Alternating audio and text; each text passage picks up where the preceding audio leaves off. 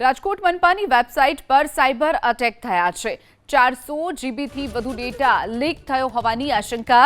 શાળાઓ, હોસ્પિટલ, કચેરીનો data leak થયો હોવાની પણ આશંકા છે। મનપાએ બીએસએનએલની સાયબર સિક્યોરિટીને જાણ કરી વેબસાઇટને આઇસોલેટ કરી સાયબર સિક્યોરિટીની તપાસ। ડેટાની ચોરી થઈ છે કે નહીં તે અંગે પણ તપાસ બાદ જાણવા મળશે। મનપા સાયબર સિક્યોરિટી પાછળ ખર્ચે છે 10 કરોડ રૂપિયા। અગાઉ રાજકોટ રાજપથ લિમિટેડનો પણ ડેટા લીક થયો હતો। તો ફરી એક વખત ડેટા લીક થવાની ઘટના રાજકોટમાં બની છે। રાજકોટ મનપાની વેબસાઇટ પર સાયબર અટેક થયા છે। 400 જીબીથી વધુ ડેટા લીક થયો હોવાની આશંકા।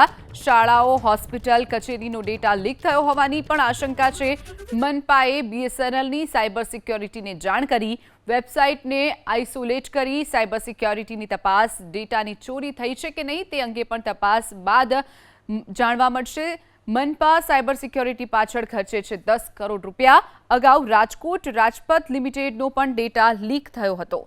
તો ફરી એક વખત ડેટા લીક થવાની ઘટના